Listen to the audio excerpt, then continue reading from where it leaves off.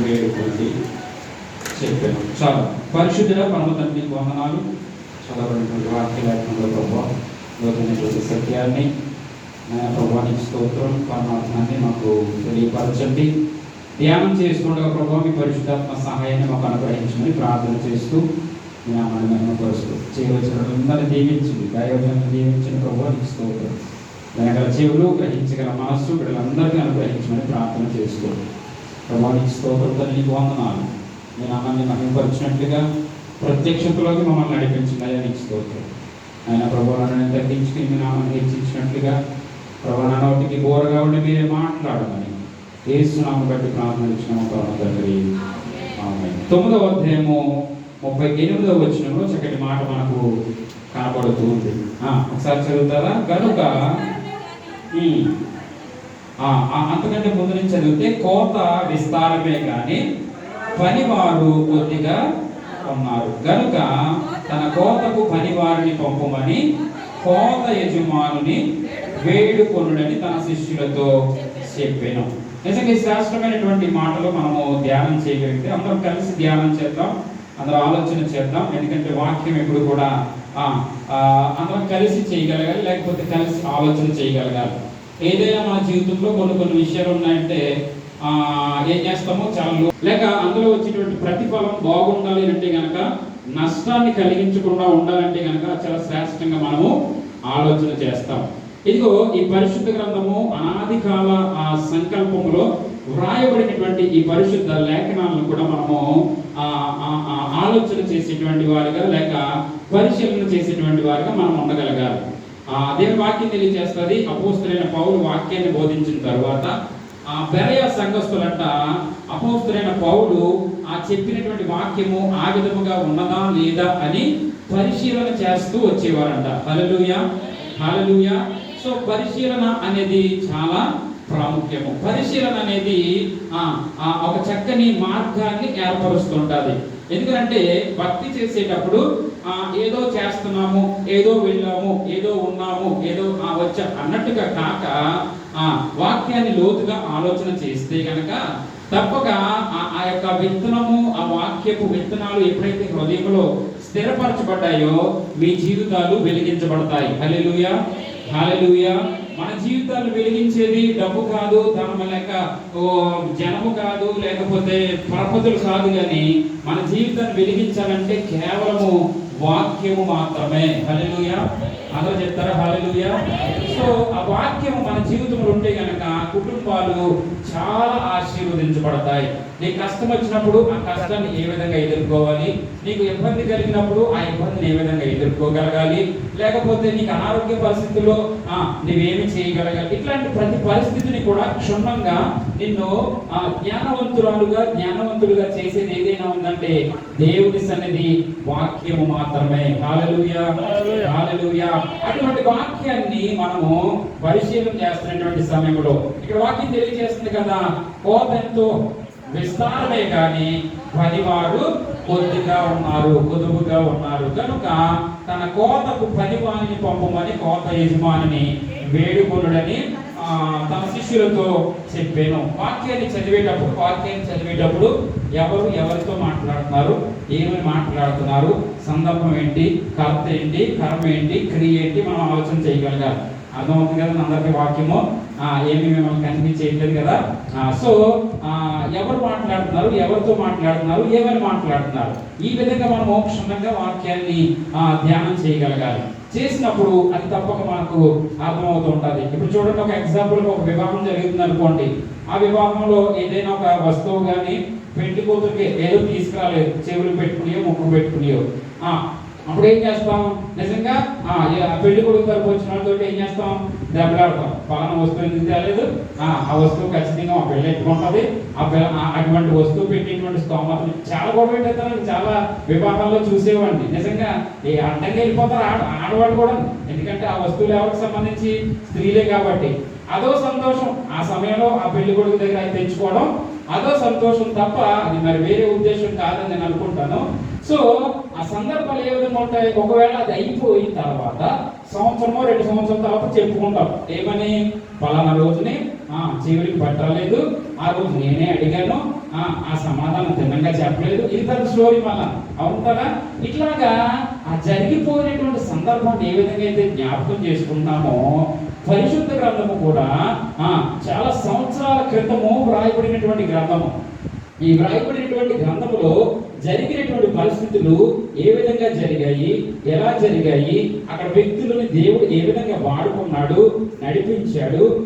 So ఆ వాక్యాన్ని చదివినటువంటి మనము ఏ విధంగా బలపరచబడాలి, ఏ విధంగా ఆత్మీయంగా బలపరచబడాలి, ఏ విధంగా అనేక మందిని బలపరచాలి అనేటువంటి ఒక మంచి సదుద్దేశంతో కనుక ఈ వాక్యాన్ని చదవగలిగితే కనుక మొట్టమొదటిగా ఆశీర్వాదం పొందేది నీవు, నీ భర్త, నీ బిడ్డలు, నీ కుటుంబము. ఎప్పుడైతే నీవు వాక్యం దృష్టి పెట్టావో నీ కుటుంబము ఆశీర్వదింపబడుతుంది. హల్లెలూయా, హల్లెలూయా. ఇదేంటి మనం ఎంత ప్రయాస, దైవజనులు సంఘానికి చక్కటి ఇంత ఇవన్నీ సమకూర్చి ఎందుకు ప్రజలందరినీ ఇక్కడికి తీసుకువచ్చి దేవుని పరిచయం చేస్తారో తెలుసా? వారి యొక్క కుటుంబాలని వెలిగించాలి, వారి నష్టంలో పడిపోకూడదు, వారి కష్టాలు ఎదురు పాల్పడకూడదు, లేకపోతే ఈ లోక సంబంధమైనటువంటి ప్రతి పరిస్థితిని విడిపించి కాడు మాను బ్రేకులు అని రాయబడుతుంది యెషయా పుస్తకంలో. సో ఇటువంటి వారందరినీ తప్పించి దేవుని యొక్క సంతోషాన్ని వారికి పంచాలి అనేటువంటి గొప్ప సదుద్దేశంతో దైవజనులుగా ఏర్పరచబడి సంఘాలు కట్టి ప్రజలను ఈ విధంగా నడిపిస్తూ ఉన్నారు. హల్లెలూయా, హల్లెలూయా. వారిలో ఆ వాక్యం ఉంది కాబట్టి ఆ వాక్యపు వెలుగు, వాక్యం ఇప్పుడు ఒక ఎగ్జాంపుల్ ఉంటుంది ఏంటంటే, దీపము వెలిగించి మంచము కింద కానీ కొంచెము కింద కానీ పెట్టము కానీ దీపస్తంభం మీద పెడితేనంట ఆ దీపస్తంభం మీద ఆ దీపపు వెలుగు ఆ పట్టణం అంతా కూడా వెలుతురుగా కనబడుతుంది. దేవుని వాక్యంలో వ్రాయబడినటువంటి మాట. హల్లెలూయా చెప్తారు ఒకసారి, హల్లెలూయా. సో దైవజనులుగా ఏర్పరచబడి సంఘాలు కట్టబడుతుంది దేనికో తెలుసా? ఇదిగో చీకటిలో ఉన్నటువంటి జీవితాలను వెలుగులోకి నడిపించడానికి, ఇదిగో అంధకారమైనటువంటి కుటుంబ పరిస్థితులను ఇదిగో దేవునిలోకి నడిపించడానికి, ఆ వెలుగును దైవజనులుగా వారు చూశారు కాబట్టి ఆ వెలుగును అనేక మంది చూడాలి, అనేక మంది ఆ వెలుగులో నడిపించబడాలనేటువంటి గొప్ప సదుద్దేశంతో వారు చేసినటువంటి ఈ యొక్క గొప్ప పరిచర్య ఉంది. అయితే ఇక్కడ చెప్పేటటువంటి మాటలు చూస్తే కనుక నిజంగా కోత ఎంతో విస్తారం. మనకు బాగా తెలిసినటువంటి విషయము, స్వదేశంలో కోతలకు వెళ్ళాం, గడ్డెంతలకు వెళ్ళాం, ఓడుపులకి వెళ్ళాం, అవునండి, మోపుల మోసం అన్ని చేసి వచ్చినటువంటి వాళ్ళని అందరికీ మంచి అనుభవం ఉంది. అయితే ఆ జరిగినటువంటి పరిస్థితుల్లో నిజంగా ఒకప్పుడు చూస్తే కనుక నేను నిలబడి చూస్తే మొత్తం పొలాలు పచ్చగా కనబడేవి ధాన్యాలతోటి. ఇప్పుడైతే కాస్త చెరువులను, తోటలను, ఇంకోటను అవి మారిపోతున్నాయి. ఎందుకంటే దాని మీద రాబడి రావట్లేదని. సో ఆ కోతకు సరిపడేటువంటి మనుషులను ఆ యజమాని ఏర్పాటు చేసుకునేటువంటి వారు. అది ఉదయం మొదలు పెడితే సాయంత్రానికి అయిపోవాలి కాబట్టి ఇంతమంది ఉండాలి అనేటువంటి ఒక లెక్క మనకు కనబడుతూ ఉండేది. అయితే ఇక్కడ కోత ఏంటి? దేవుని సంఘంలో, దేవుని సన్నిధిలో ఉన్నటువంటి కోత ఏమిటి? అంత మాత్రమే కాదు, దానికి కావలసినటువంటి పనివారు ఎవరు? అయితే ఆ పనివారిని కావాలని ఎవరి దగ్గర మనము వేడుకోవాలి? హల్లెలూయా, హల్లెలూయా. వేడుకోవాలి అనేటువంటి చక్కటి అంశాలు మనకు ఆ వచనంలో కనబడుతూ ఉన్నాయి. కనబడుతున్నటువంటి సమయంలో మనం జ్ఞాపకం చేసుకుంటే కనుక ఇదిగో కోత అనేటువంటిది లేక పనివారు అనేటువంటి ఈ విషయాలు మనం చూస్తే కనుక కోత దేనికి సాదృశ్యంగా కనబడుతుందంటే ప్రజలకు సాదృశ్యంగా కనబడుతుంది. కోసేవారు ఎవరనంటే కనుక తప్పక ఇదిగో దేవుని సన్నిధిలో నిలబడి వాక్యాన్ని ప్రకటించి ఆ దేవుని కొరకు నిలబడుతున్నారు చూసారా దైవజనులు, వారందరూ కోత కోసేటువంటి వారిగా ఆ దేవుడు ఇక్కడ చూపిస్తూ ఉన్నాడు. అయితే వీరిని కూడా ఏర్పరచమని పరమందునటువంటి దేవునిని వేడుకోమని దేవుని వాక్యము తెలియజేస్తూ ఉంది. అంత మాత్రమే కాదు, ఇదిగో ఈ రోజున సంఘాలు స్థిరపరచబడుతున్నాయంటే, నడిపించబడుతున్నాయంటే దేవుడు ఏర్పరచుకున్నటువంటి ఈ పని వారు ఇదిగో కోతకు అంటే పాపంలో ఉన్నటువంటి వారిని, శాపంలో ఉన్నటువంటి వారిని, ఈ లోకంలో తిరుగులాడుచున్నటువంటి వారిని, అనేక బంధకాల్లో బంధించబడినటువంటి వారిని, మనసు శాంతి లేనటువంటి మనుషులుగా మనకు కనబడుతున్నారు. వారిని చక్కగా ప్రేమగా దేవుని సన్నిధికి ఆహ్వానించి దేవుని సన్నిధిలో కూర్చోబెట్టి వారికి వాక్యాన్ని చెప్పి చక్కటి ఆత్మీయ ఆహారాన్ని పంచిపెట్టినట్లయితే వారి యొక్క జీవితాలు దేవునిలోనే నడిపించబడతాయి. ఇదే కోత ఉన్నది. ఇదే దేవుని పని ఉన్నది అనేటువంటి విషయాన్ని ఇక్కడ మనం దేవుని వాక్యం ద్వారా మనం జ్ఞాపకం చేసుకోగలుగుతున్నాం. యేసుక్రీస్తు వారు భూమి మీదకి వచ్చిన తరువాత చక్కగా మొట్టమొదటి ఆయన చేసిన పని 12 మంది శిష్యుల్ని ఏర్పాటు చేసుకుని మిమ్మల్ని చేపలు పట్టేటువంటి వారుగా కాక మనుష్యులు పట్టి జాలులుగా మిమ్మల్ని చేస్తాను అని వారిని ఏర్పరచుకుని దేవుడు వారిని నడిపించినట్టుగా మనము చూడగలుగుతున్నాం. ఏర్పరచబడినటువంటి ఆ 12 మందిలో ఒకటి తప్పిపోయాడు అనుకోండి, ఆ ఒకటి స్థానంలో ఆ సంఖ్యను పోర్చడానికి మత్తీని పెట్టారనుకోండి. అయితే ఆ 12 మంది కూడా ఎంతవరకు వాక్యాన్ని ప్రకటించారో తెలుసా?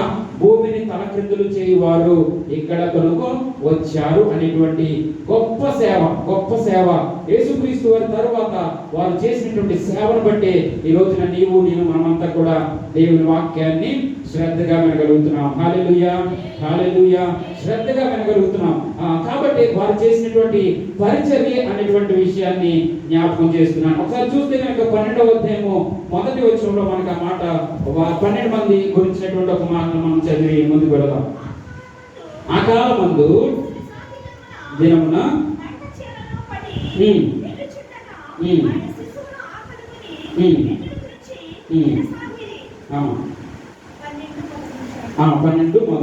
మొదటి వచ్చిన సో ఆ విశ్రాంతి దినమందు లేకపోతే ఒకసారి 12 లేకపోతే 11వ అధ్యాయము 1వ వచనం చూడండి.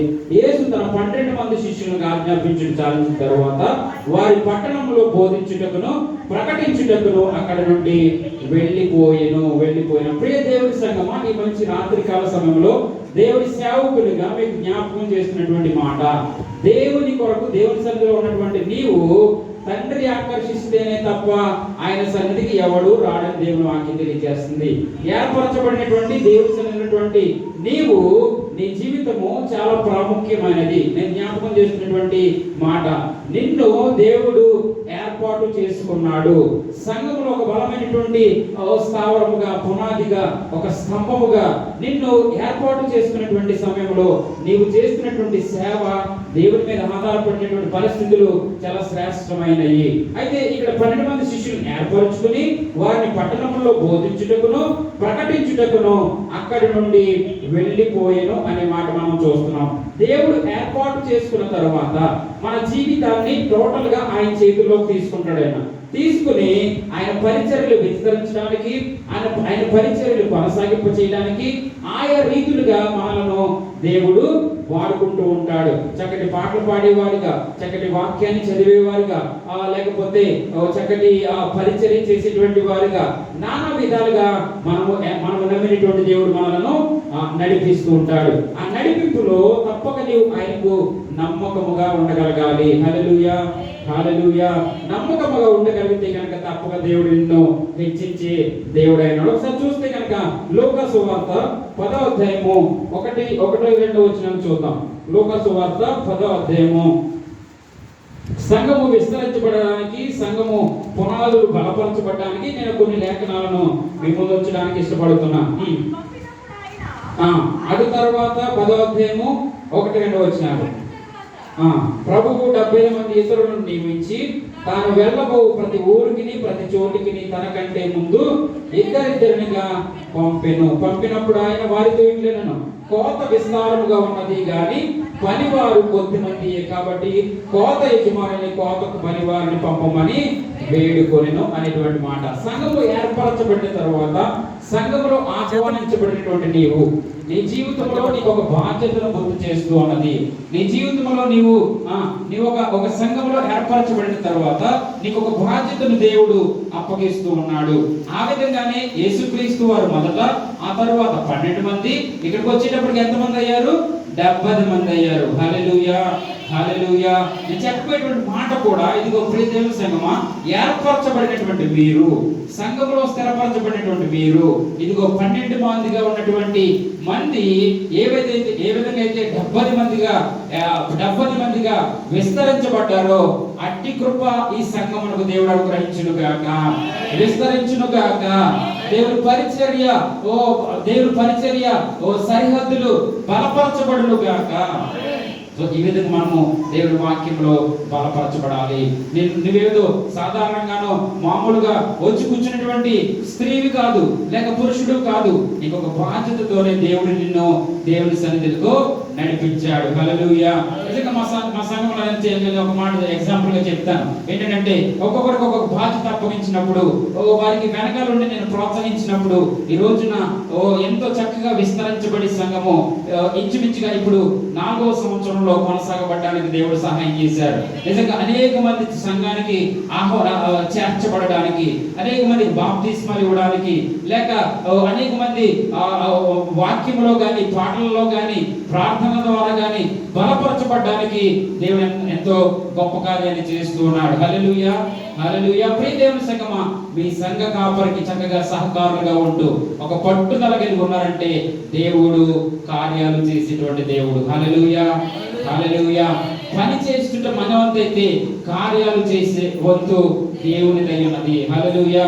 మనం నిమిత్త మాత్రము, మనం ఎంత మాత్రము కూడా మన ఆలోచనలు కానీ, మన ఉద్దేశాలు కానీ ఇక్కడ పని చేయవు. కానీ కేవలం దేవుని కృప ఉంటే మనము హెచ్చించబడతాము, సంఘము హెచ్చించబడుతుంది, సంఘ సరిహద్దులు విస్తరించబడతాయి. హల్లెలూయా, హల్లెలూయా. సో అనేక మందిని మనము ప్రభావితము చేయగలిగినటువంటి శక్తి దేవుడు మనకు అనుగ్రహిస్తాడు. మరొక మాటను చూద్దాం.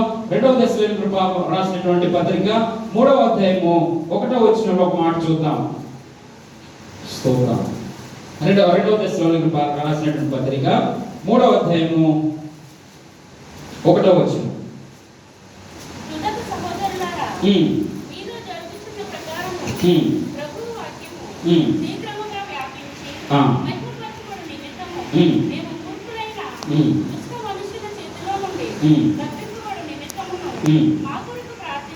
మా కొరకు ప్రార్థించుడి. తుదకు సహోదరులారా, మీలో జరుగుతున్న ప్రకారము ప్రభు వాక్యము శీఘ్రముగా వ్యాపించాలి.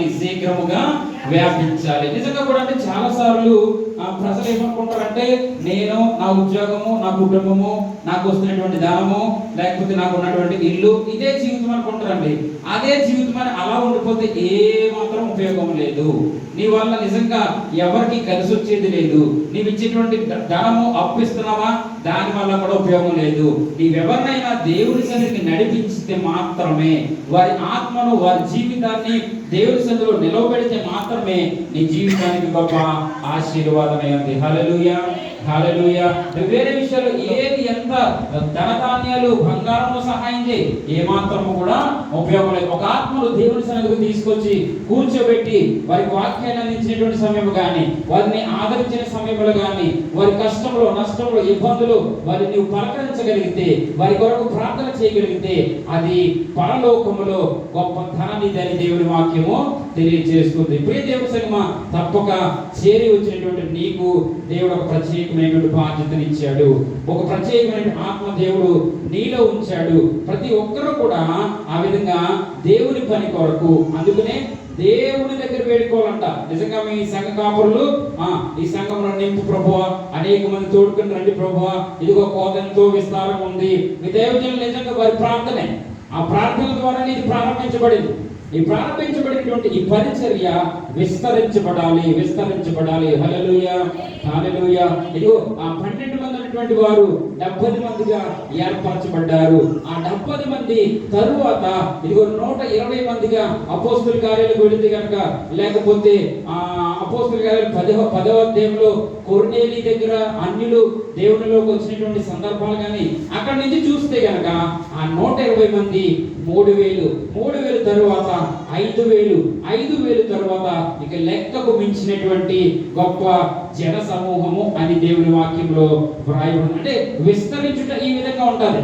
దేవుని పని దేవుడే చేసుకెళ్తారు. మన దగ్గర నిలబడితే చాలు, మనం ఇలా సహకరిస్తే చాలు, ఆయనే గొప్ప రీతిలో సంఘాన్ని కట్టేటువంటి దేవుడై ఉన్నాడు. హల్లెలూయా, హల్లెలూయా. సంఘము భూమి మీద చాలా ప్రాముఖ్యమైనది. భూమి మీద సంఘము చాలా ప్రాముఖ్యమైనది. దేనికో తెలుసా? పెళ్లి కుమారుడిగా రాబోతున్న 2వ రాకడలో రాబోతున్నటువంటి ప్రభువైన యేసుక్రీస్తు వరకు వధువుని సిద్ధపరుస్తున్నట్టు. ఎందుకంటే కనుక రెండో రాకడలో రాబోతున్నటువంటి క్రీస్తు కొరకు ఈ వధువు సిద్ధపరచబడాలి. ఈ వధువు అంటే కనుక సంఘము సాదృశ్యంగా కనబడుతుంది. ఏ విధంగా అయితే వేదిక పైన ఓ పెళ్లి కుమారుడు కూర్చుంటాడో ఆ పెళ్లి కుమార్తె కొరకు ఒక స్వరాన్ని లేకపోతే ఒక మాటను తెలియజేస్తుంటారు. పెళ్లి కుమార్తెని సిద్ధం చేసి తీసుకురండి, పెళ్లి కుమార్తెని సిద్ధం చేసి తీసుకురండి. ఆవిడ మాత్రం ఎంతైనా లేట్ చేస్తూ ఉంటారు. ఇంకా ముసుకవలేదు, ఇంకా కట్టుకుంటున్నారు, లేకపోతే ఇంకా చెప్పులు రాలేదు, ఇంకా అది చేయలేదు, ఇది చేసి అంటూనే ఉంటారు. ఇవన్నీ దేవునికి సాదృశ్యమో తెలుసా? ఇదిగో సంఘానికి సాదృశ్యంగా కనబడుతుంది. దేవుని స్వరము, దేవుని వాక్యము సిద్ధపరచబడి ఉంది. అయితే సిద్ధపరచబడినటువంటి ఈ యొక్క వాక్యము కొరకు ఇదిగో సంఘములో అనేక మందిని చేర్చమని, సంఘాన్ని సరిదిద్దమని, సంఘాన్ని బలపరచమని దేవుడు పెట్టినటువంటి బాధ్యత ఇదంతా కూడా. హల్లెలూయా. దేవుడు పెట్టినటువంటి బాధ్యత కాబట్టి ఆ బాధ్యతను మనము సక్రమముగా నిర్వర్తించేటువంటి వారమై మన జీవితాలు ఉండగలగాలి. మరొక మాటను చూద్దాం.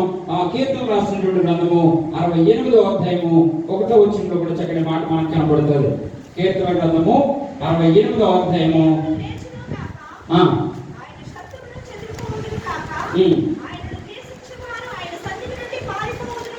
కీర్తనలు 68:1వ వచనం.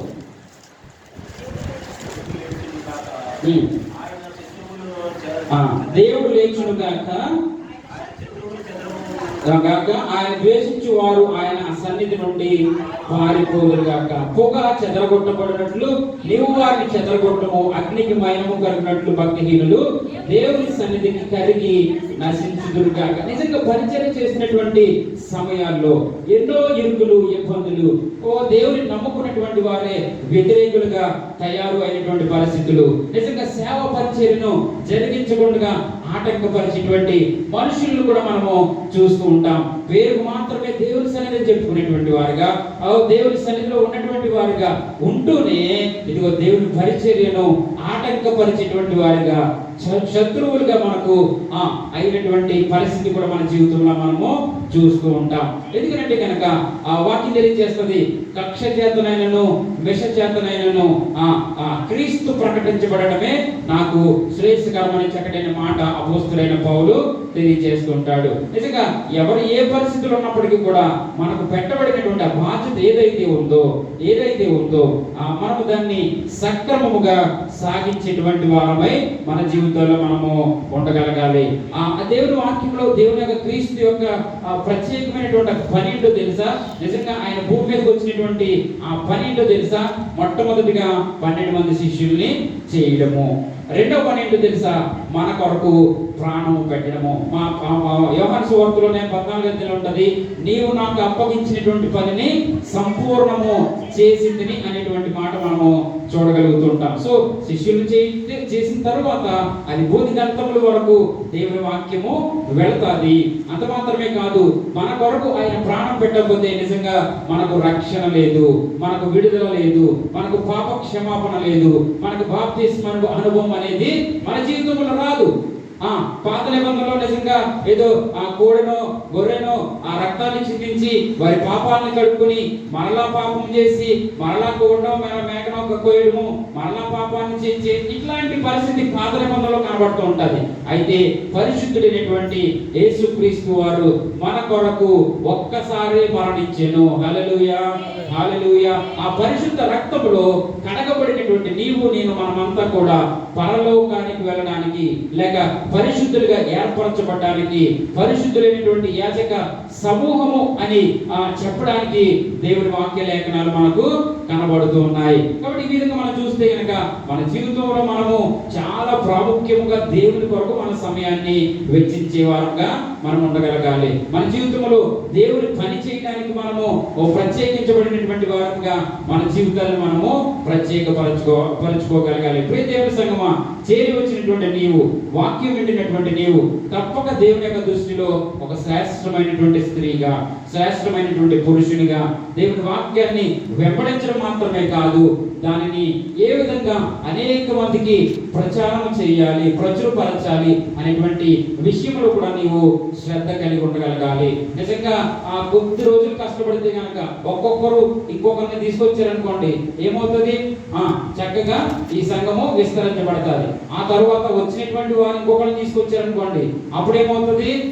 అప్పుడు మూడంతలు అవుతుంది. ఈ విధంగా సంఘాలు బలపరచబడగలగాలి. నిజంగా తెలియజేస్తున్నాను, ఏదో ఒక పరిస్థితి ఒకటి కాదు, కానీ ఇంకా ఎంతో మంది కోత ఎంతో విస్తారము. దేవుని వాక్యము సత్యమై ఉంది. కోత ఎంతో విస్తారము. ఇంకను దేవుడి సన్నిధికి వెళ్ళినటువంటి వారు అనేక మంది, ఇంకను దేవుడి సన్నిధికి ఎరగినటువంటి వారు అనేక మంది, లేకపోతే దేవుడి సన్నిధికి వెళ్ళాలనే ఆసక్తి వారికి ఉన్నప్పటికీ కూడా వారికి ఒక సమాచారం లేనటువంటి వారు, లేకపోతే సంఘానికి రండి అని ఆహ్వానించినటువంటి వారు ఎవరు లేక కొంతమంది ఆ విధంగానే ఉండిపోతూ ఉన్నారు. హల్లెలూయా, హల్లెలూయా. నిజంగా నీ చుట్టుప్రక్కల ఉన్నటువంటి వారు నాకు తెలియదు, నీ చుట్టుప్రక్కల ఉన్నటువంటి వారు ఇంకొకరికి తెలియదు. నీ చుట్టుప్రక్కల ఉన్నటువంటి వారికి నీ వాక్యాన్ని చెప్పగలిగితే గనక, దేవుడి సన్నిధికి ఆహ్వానించగలిగితే గనక, మీరు చూడండి, ఒక పెళ్లికి కనుక శుభలేఖించి పిలిస్తేనే గాని ఆ పెళ్లికి ఎవరు రారు. వస్తారండి, రారు. మాకు చెప్పలేదండి, మాకు శుభలేఖ ఇవ్వలేదండి, మాకు ఆహ్వానించలేదండి, వాళ్ళు చెప్పారండి, వాళ్ళు వెళ్ళారండి అంటారా లేదండి? దేవుని సన్నిధికి కూడా ఒక ఆహ్వానం అనేది చాలా ప్రాముఖ్యము. హల్లెలూయా, హల్లెలూయా. ఎప్పుడైతే నీవు ఆహ్వానిస్తావో వారి హృదయంలో నీ మాటకు వారి హృదయంలో ఒక స్థానం ఉంటుంది. ఎప్పుడైతే నువ్వు ఆహ్వానించావో ఆ ఆహ్వానాన్ని వారు తప్పక హృదయంలో పెట్టుకుని, పలానా టైంలో నన్ను ఆహ్వానించారు కదా, ఒకసారి అక్కడికి వెళ్ళొద్దాము, లేకపోతే అని వారు చక్కగా ఆలోచన చేస్తారు. ఏదో సమయంలో వారిని ఈ దేవుడి సన్నిధికి రావడానికి అవకాశం ఉంటుంది. వారు దేవుడి సన్నిధికి వస్తున్నారంటే, ఇదిగో నీవు చెప్పినటువంటి మాటే, నీవు పిలిచినటువంటి మాట. దేవుడు యేసుక్రీస్తు వారు కూడా అదే చేశారండి. ఇదిగో రండి, చేపలు పట్టే వారిగా కాక మనుష్యుని పట్టే జాలరుగా మిమ్మల్ని చేస్తాననేటువంటి మాట ఏదైతే తెలియజేశారో ఆ మాటను అందుకున్నటువంటి ఆ 12 మంది వచ్చారు, దేవుని సన్నిధిలో బలపరచబడ్డారు. వారు అనేక మందిగా అనేక సంఘాలు కట్టారు, లేకపోతే అనేక మందికి మారు మనసుకు కారణము, లేకపోతే పాపంలో ఉన్నటువంటి వారిని విడిపించడానికి, బాప్తిస్మాలు ఇవ్వడానికి, వారిలో పశ్చాత్తాపము కలిగించేటటువంటి చక్కటి బోధనలు చేయడానికి ఎంతో ప్రయాసపడినటువంటి వారిగా మనకు వారు కనబడుతున్నారు. ఒకసారి చూస్తే కనుక యోహాను సువార్త 20వ అధ్యాయము 21వ వచనాన్ని ఒకసారి చూద్దాం. యోహాను సువార్త 20వ అధ్యాయము 21వ వచనం.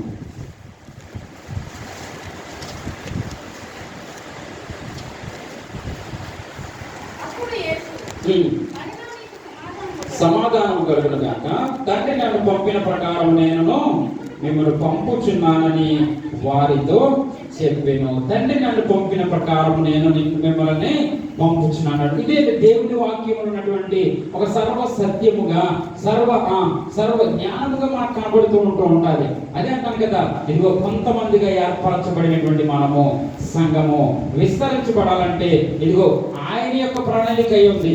ఎప్పుడైనా ఏదైనా ఏ సంఘం అయినప్పటికీ కూడా ఆయన ప్రణాళికలోనే ఏర్పరచబడతాయి.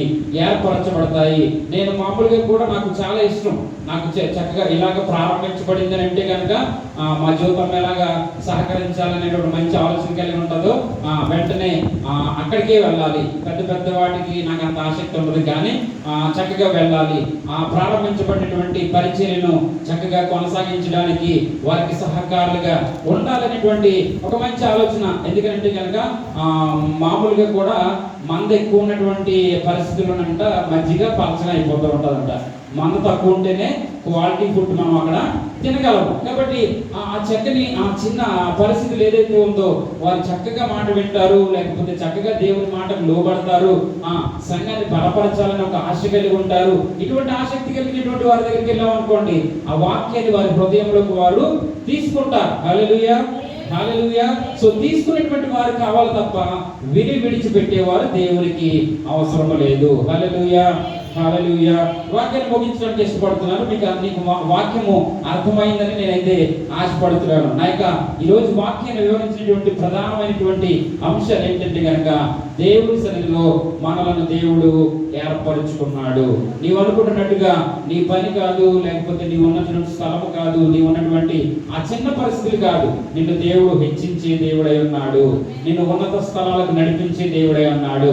ఒక చక్కటి పాటలు పాడేవారిగా, ఒక చక్కటి వాక్యాన్ని వివరించేవారుగా, ఒక చక్కని పరిచర్య చేసేవారుగా దేవుడి సంఘంలో ఏర్పరచుకున్నాడు. మనమేమనుకుంటామంటే నా ఉద్యోగము, నా పరిస్థితులు, నాకు అది చాలులే, నేను పెద్ద, నేనేం చేయగలను అని అనుకుంటాం. కానీ కాదు సుమా, నిన్ను దేవుడు తండ్రి ఆకర్షించాడు, నువ్వు దేవుడి సన్నిధికి నడిపించబడ్డావు. నడిపించబడినటువంటి నీవు అనేక మందికి మాదిరికరంగా ఉండగలగాలి, అనేక మందిని దేవుని సన్నిధికి నడిపించేవారుగా ఉండాలి. ఇదిగో యేసుక్రీస్తు ఒక్కరిగా 12 మందిని ఏర్పరచుకుని 12 మంది తరువాత 10వ అధ్యాయంకి వచ్చేటప్పటికి 70 మందిగా ఏర్పరచబడి, ఇదిగో ఇంకా ఇంచుమించుగా ఆ తరువాత ఇంకా అనేక బాప్తిస్మాలు ఇస్తూ అపోస్తుల కార్యాలు వచ్చేటప్పటికి ఇంచుమించుగా 120 మంది మేడగదిలో రావడము, ఆ తరువాత 3000 మంది బాప్తిస్మం పొందడము, ఆ తరువాత 5000 మంది బాప్తిస్మం పొందడం. ఏ విధంగా విస్తరించబడిందో చూసారా? ఇది దేవుని పని ఉంది. ఆయనే నడిపించేటువంటి వాడై ఉన్నాడు. హల్లెలూయా, హల్లెలూయా. ఇటువంటి మాటలు బట్టి సంఘాన్ని బలపరచడానికి నేను ఎంతగానో ఇష్టపడుతున్నాను. తప్పక దేవుని యొక్క కృపలో సంఘము వర్ధిల్లును గాక. ఇర్మియా పుస్తకము 3వ అధ్యాయము 15వ వచనాన్ని ఒకసారి చూద్దాం. ఇర్మియా పుస్తకము 3వ అధ్యాయము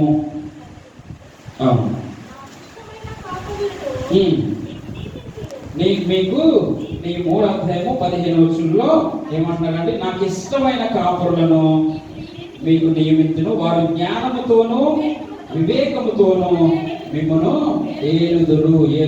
ఈ లోకంలో ఉన్నటువంటి వ్యక్తులు మిమ్మల్ని ఏలితే కనుక వారు ఎక్కడికో తీసుకుపోతారు. కాదండి, దేవుడు ఏర్పరచుకున్నటువంటి కాపురుల చేత మీరు ఆ యొక్క కాపురల్లో మీరు ఉంటే కనుక చక్కగా మిమ్మల్ని ఒక చంటి బిడ్డలను నడిపించినట్టుగా, ఒక మంచి మార్గంలో మిమ్మల్ని నడిపించి మీ జీవితాలు మీరు కట్టుకోవడము, మీ కుటుంబాన్ని మీరు బలపరచుకోవడము, మీ బిడ్డల్ని చక్కగా ఆత్మీయంగా పెంచడం విషయంలో కానీ, మీకు ఉన్నటువంటి ప్రతి పరిస్థితిని కూడా ఉన్నత స్థితికి నడిపించాలంటే అది దేవుని సన్నిధి మాత్రమే, సంఘ కాపురి మాత్రమే. హల్లెలూయా, హల్లెలూయా. వినేటువంటి వాక్యాన్ని బట్టి బలపరచబడుతూ తప్పక దేవుని సన్నిధిలో బలపరచబడాలని, సంఘము నానాటికి అభివృద్ధి పరచబడాలని సంఘ దైవజనులు ఒక అద్భుతమైనటువంటి చక్కటి వర్తమానాలతో ఆఖరి మాటగా తెలియజేసినటువంటి ఆయన ఏర్పరచుకున్నటువంటి ఒక మంచి సంఘ కాపురులుగా సంఘాన్ని బలపరిచి ఆత్మీయమైనటువంటి మంచి వర్తమానాలతోటి, ఆత్మీయమైనటువంటి మంచి మాటలతోటి సంఘాన్ని బలపరచబడును గాక, సంఘము విస్తరించును గాక, వాక్యం అనే పాలతో పెంచబడును గాక. మరి పరిశుద్ధ లేఖనం మనందరి ఇంట్లో దేవుడు బహుగా దీవించి ఆశీర్వదించును గాక. ఆమేన్. కోవిడ్ దేశంలో మా పెద్ద సీనియర్